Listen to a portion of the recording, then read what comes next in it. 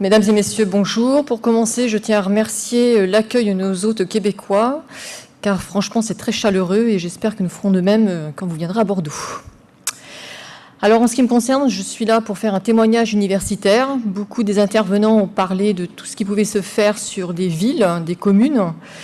Eh bien, également, sur Bordeaux, on a commencé à mettre des choses en place au niveau universitaire, et en particulier sur une école d'ingénieurs de chimie, biologie et physique. Alors, juste pour resituer un petit peu le contexte, l'établissement dont je fais partie s'appelle l'Institut Polytechnique de Bordeaux, on a abrégé IPB, qui regroupe 6 écoles d'ingénieurs qui font des choses très très variées. La mienne est l'ENS-CVP, donc la deuxième dans le descriptif. Et disons que c'est là où il y a peut-être le plus de risques regroupés au sein d'un même établissement. Qui dit chimie, généralement, ça fait peur aux gens. Généralement, quand on dit qu'on est chimiste, on nous regarde bizarrement, alors que la chimie est partout. N'oublions pas que sans la chimie, nous n'aurions pas nos jolis portables, par exemple. Mais ça, des fois, les gens ont du mal à le comprendre, surtout le monsieur tout le monde, ou madame tout le monde, je ne vais pas faire de ségrégation. Et donc, au sein de l'école de chimie, on a jugé notable de faire pas mal d'actions. Et en particulier, en fait, on s'est lancé dans les années 2000, déjà dans un domaine particulier qui était la sécurité et l'environnement, en y joignant la qualité. Nous avons été une des premières écoles d'ingénieurs en France à être triplement certifiée, donc ISO 14001, OSAS 14001. Non, je me suis trompée, j'ai fait une erreur dans mon truc. Comme quoi, il faut toujours se relire. Donc, ISO 18001, OSAS 14001 et ISO 9001, pardon pour la qualité. Nous regroupons 9 formations avec très souvent des injections sécurité environnementale avec 550 étudiants et bien évidemment situés sur le campus de Bordeaux. Alors, pour faire un focus sur l'environnement, pour nous, c'était donc de définir et de mettre en œuvre une politique environnementale avec des objectifs relativement forts qui prenaient en compte les exigences légales et surtout les résultats des différentes analyses que nous pouvions faire sur notre site. Respecter l'environnement, assurer la prévention de la pollution. Donc déjà, on pensait quand même à tout ce qui était problématique de l'eau. Bien évidemment, réaliser une analyse environnementale pour prévenir les risques de pollution. École de chimie située sur une nappe phréatique. Donc bien évidemment, il faut prendre cette donnée en compte. Se faire certifier tout simplement pour planifier des objectifs dans un plan d'action annuel, ceci disponible au public. Assurer bien évidemment des formations et de l'information régulière, car c'est difficile sur une ville, des fois, pour mettre pas mal de choses en place. Au niveau universitaire, c'est également difficile. Tout simplement parce que généralement, on a démarré tous avec l'application de la loi. Qui dit loi dit des codes énormes. Et en plus, les gens ne sont pas très favorables à appliquer la loi, alors que nul n'est censé ignorer, bien évidemment. Ceci, eh bien, nous sommes passés par nos élèves pour mettre des choses en place et surtout les sensibiliser en tant que futurs citoyens. Donc, cette certification fait que nous avons répondu aux exigences légales et normatives. Et ceci, bien évidemment, dans une boucle d'amélioration continue. Ah, il y a un petit bug. Alors, à nouveau un focus sur l'environnement.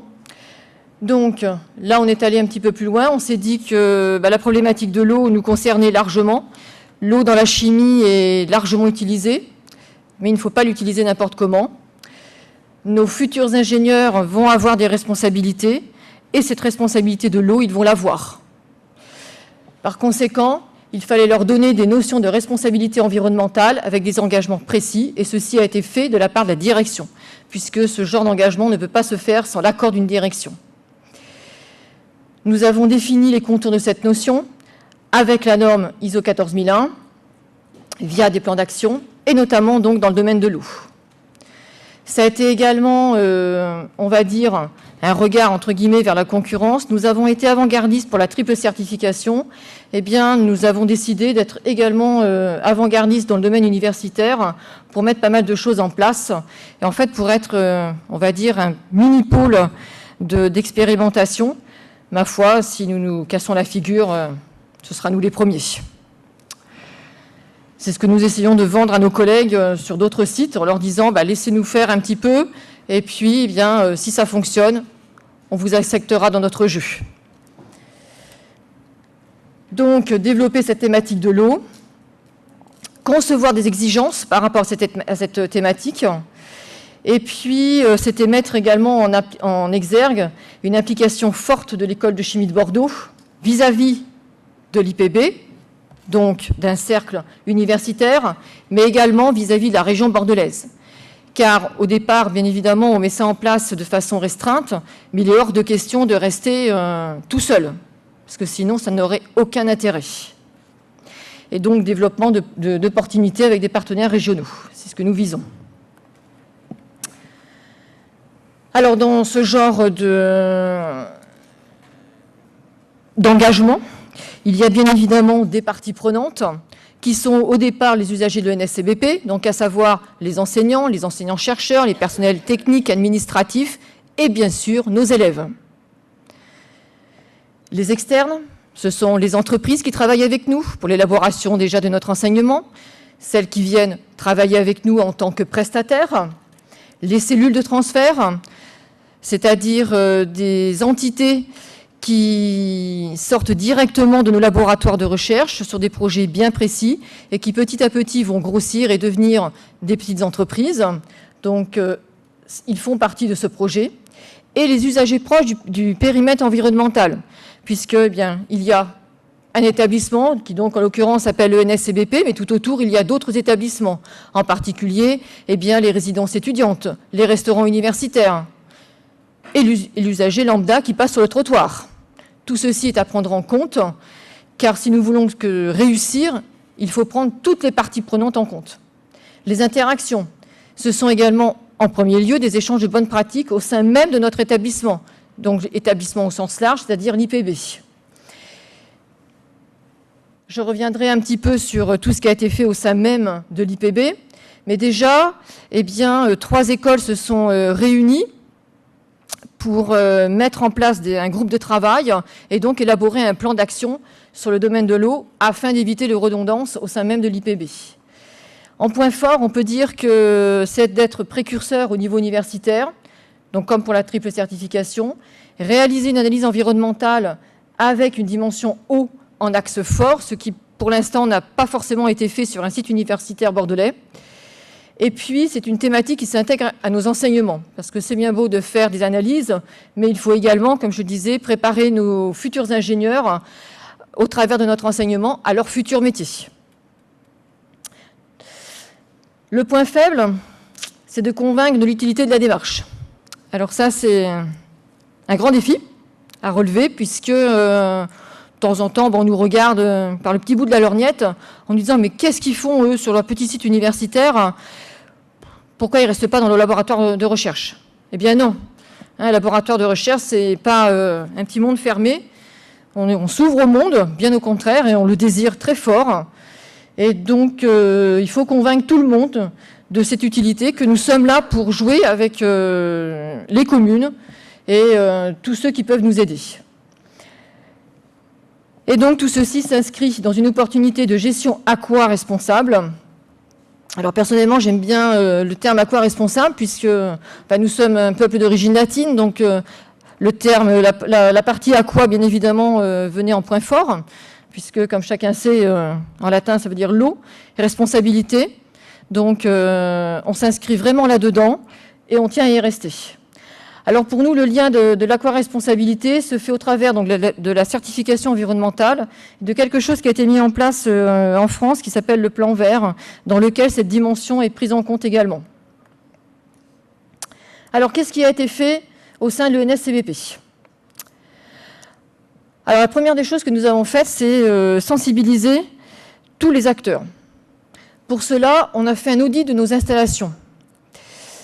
Alors l'audit de nos installations, ça passait par montrer aux gens que quand ils ouvraient un robinet, ce n'était pas la peine de l'ouvrir à 100%.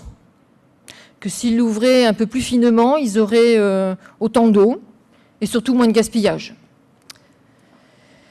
Après cet audit, Eh bien, pour justement favoriser la réduction des débits d'eau, nous avons fait installer 70% de régulateurs de débit d'eau sur l'un des bâtiments de NSCBP.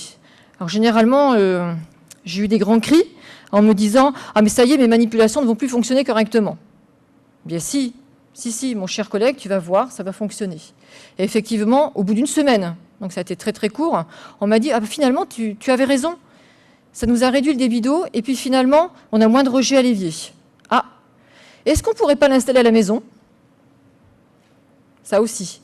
Sur le site de travail, on ne paye pas l'eau. Donc, généralement, les gens se soucient peu de ce qu'ils dépensent. Par contre, quand ils voient qu'il y a une amélioration faite sur leur poste de travail, ah tiens, est-ce que je ne pourrais pas l'installer moi-même à la maison? Donc ça, on commence à gagner. Pour continuer notre action, on a formé ce qu'on appelle des ambassadeurs de l'eau.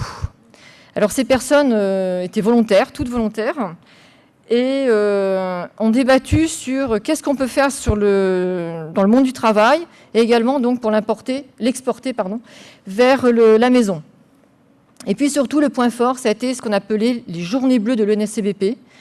Donc en fait, on a élargi le débat en proposant à des scolaires de venir voir ce qu'ils pouvaient faire, non seulement au sein de leur école, que ce soit une école primaire, un collège, un lycée, une université, et avec des partenaires, donc au sein même de l'IPB, et avec des partenaires industriels. Et surtout, nous avons fait participer nos élèves, c'est-à-dire que nos élèves avaient en charge de préparer, d'installer, d'animer des ateliers scientifiques portant tous sur le thème de l'eau, à des degrés divers.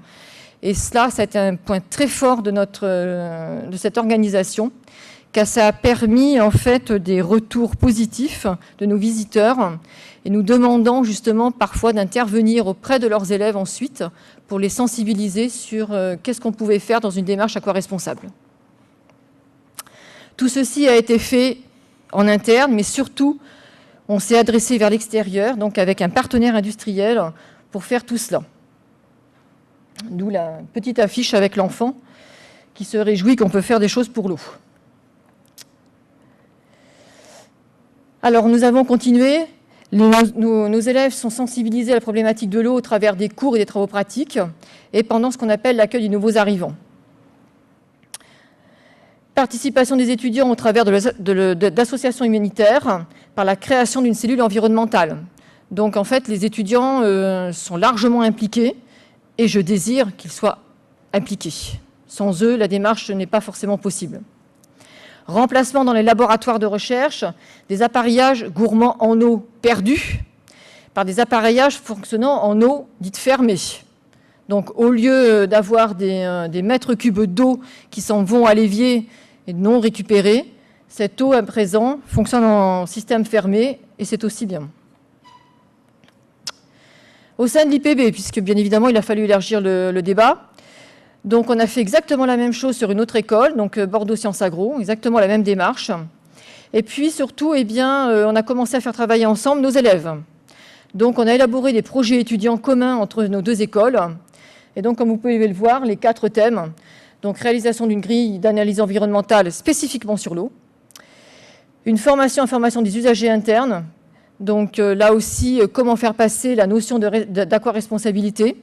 Donc nos élèves actuels très friands de nouveaux modes de communication, donc je leur ai demandé de faire des supports via les supports écrits que je vous ai mis à l'écran. Organisation d'un nouvel événementiel en 2013 et une analyse comparée de législation et des pratiques dans les régions de France. Faut-il réaliser un modèle national ou régional? Donc ce sera à eux d'en débattre. Alors également, ça, c'est un point fort auquel on tient aussi beaucoup. C'est un accueil d'étudiants étrangers en 3e année qui participent à cette démarche. Donc actuellement, j'ai 3 étudiants brésiliens qui vont démarrer l'analyse environnementale eau sur le site de l'école de chimie. Ce qui permet d'avoir un regard totalement différent du nôtre, puisqu'ils ont leur rapport de leur pays. Donc on est gagnant-gagnant dans les 2 cas. Présentation d'ateliers scientifiques au grand public, toujours, ouverture à l'extérieur, lors d'une manifestation scientifique nationale qui va avoir lieu dans une quinzaine de jours. Et parmi les projets futurs, donc étendre cela à l'ensemble de l'IPB, reconduction des journées bleues. Je vous remercie de votre attention.